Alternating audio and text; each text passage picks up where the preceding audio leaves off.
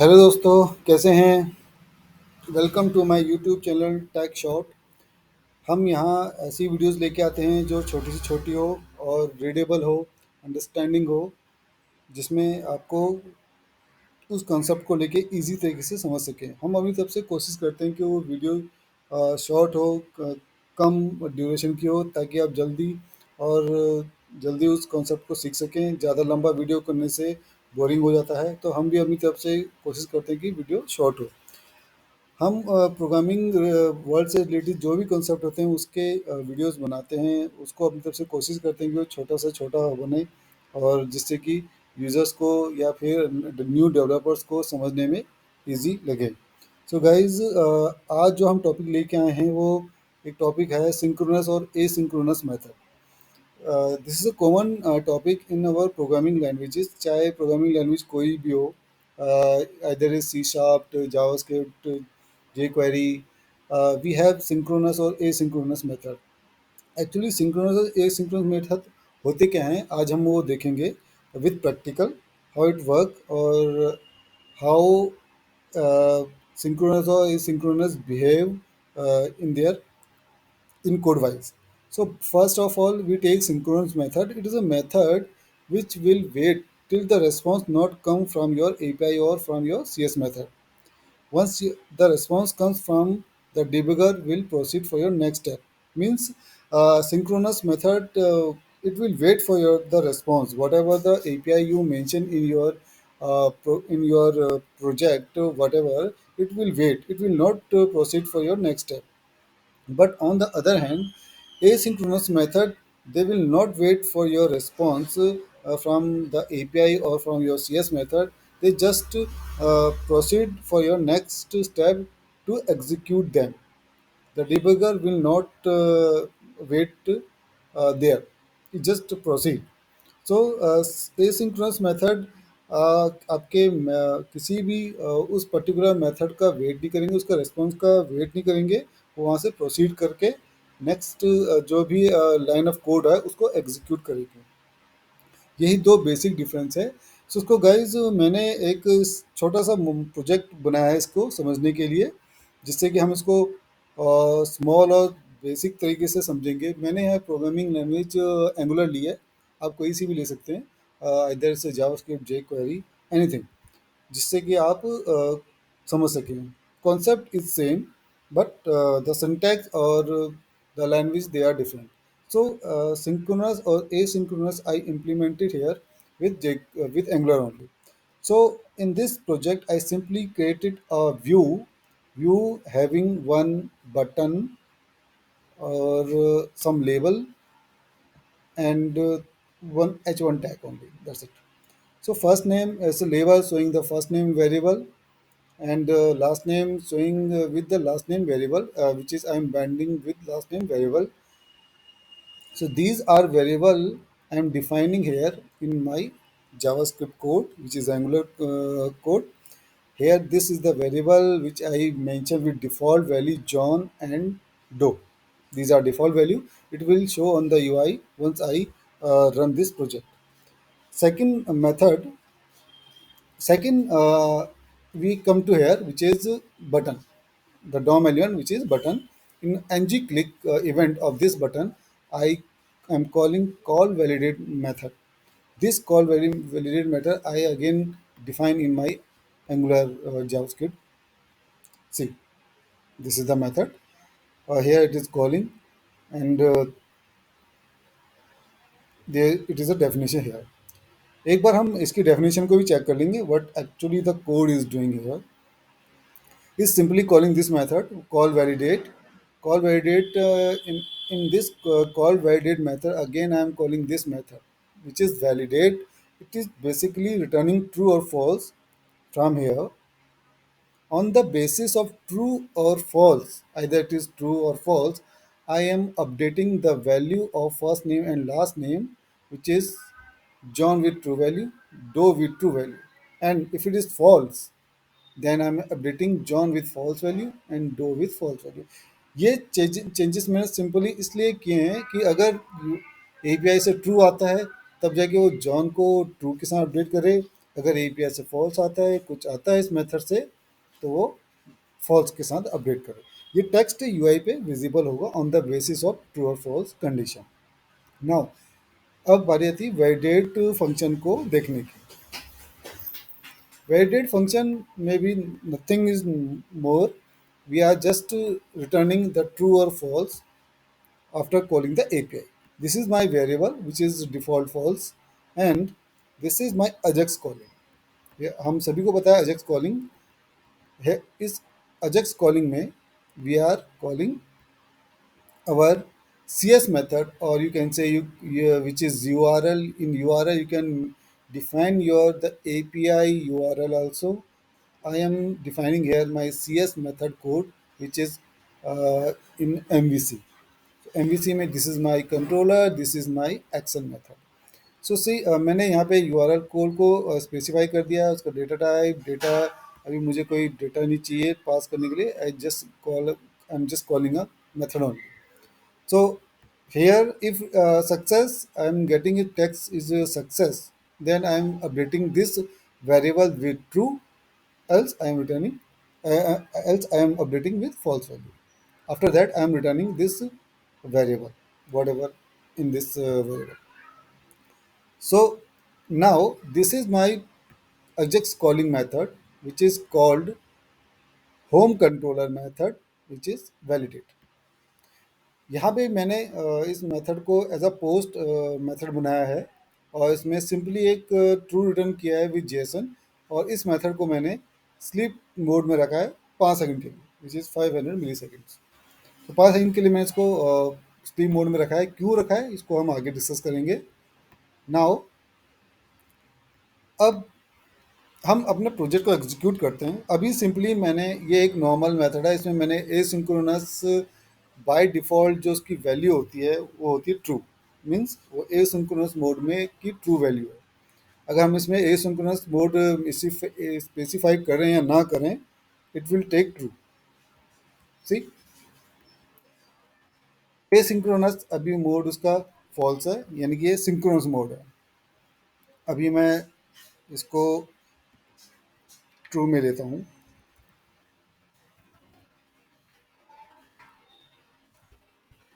Right. Async mode is true, means it will not wait for your response. It just proceed with your next step। So let me execute।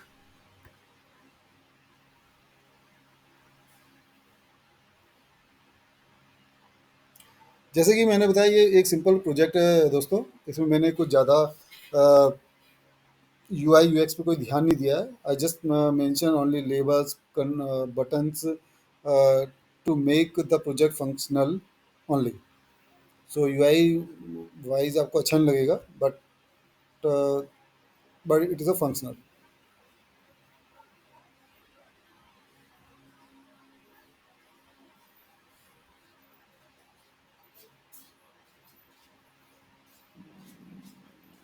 Just wait. See these are the my UI which is I show you earlier in my view pages। So this is a label name, first name which is a default value with John।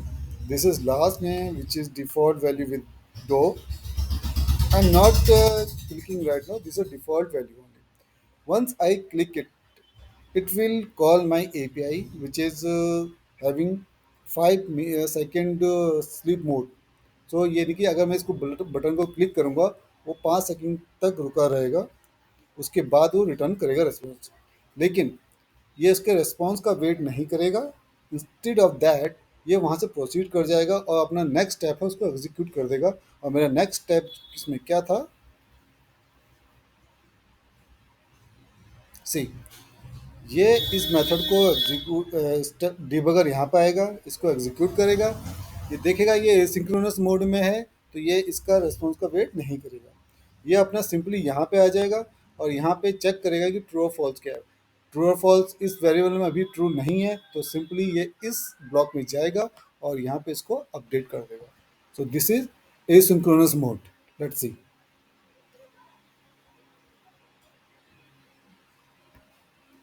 See the response you get immediate means वो उसने response के लिए वहाँ wait ही नहीं किया और यहाँ पे अपने नेक्स्ट स्टेप को अपडेट कर दिया।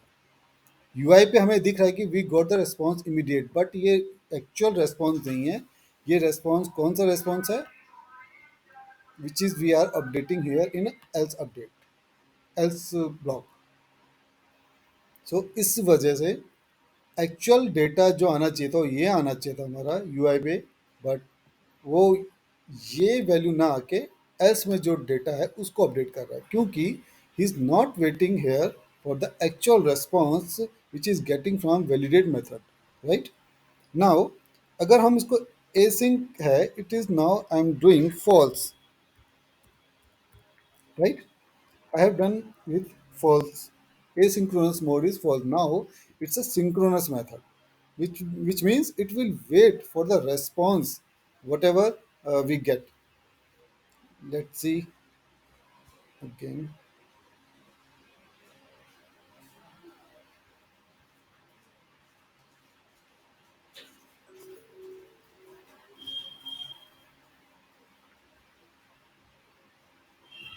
See, let me click. Now please observe this one. This time it will take time to update these values, John and Doe. Why? Because it is waiting for the response for this variable first. Once it get the value from this method in this variable, then it will proceed from here and check if this is true or false. After that it will update. See, you can see with practical. See, it is taking time. I click it. See, data come with John with true value, Doe with true value, means it wait for the response here. Method जो debugger था, हमारा जो pointer था, वो तब तक wait किया उसने जब तक कि उसको रेस्पॉन्स यहाँ नहीं मिला। जैसे ही उसको यहाँ रेस्पॉन्स मिला, he proceed from there and check कि इस वेरिएबल में जो रेस्पॉन्स आया है वो क्या है, ट्रू है फॉल्स है। वो वहाँ से ट्रू रिटर्न हुआ, तो हमने इसको एक्चुअल वैल्यू यहाँ पे अपडेट कर दिया। So guys, friends, this is synchronous method which is wait for your response only, which is synchronous. Asynchronous, it will not wait for the response from your method. अगर हम इसको default check करना चाहें, default क्या होता है, तो default अगर हम देखें, डिफ़ॉल्ट ये एसिंक्रोनस मेथड लेता है, means it will not wait for your response. ये हमने अभी पहले ही चेक कर लिया था, एक बार दोबारा चेक कर लेते हैं कि अगर इसका डिफ़ॉल्ट देखें कि ये डिफ़ॉल्ट क्या लेता है, तो डिफ़ॉल्ट फ्रेंड्स ये एसिंक्रोनस लेता है, एसिंक्रोनस मेथड लेता है, जिससे कि ये आपके रिस्पॉन्स का वेट नहीं करेगा, it will proceed. See the data here on the UI update with immediate. It is it not wait. So this is synchronous or asynchronous method in our OOPS concept.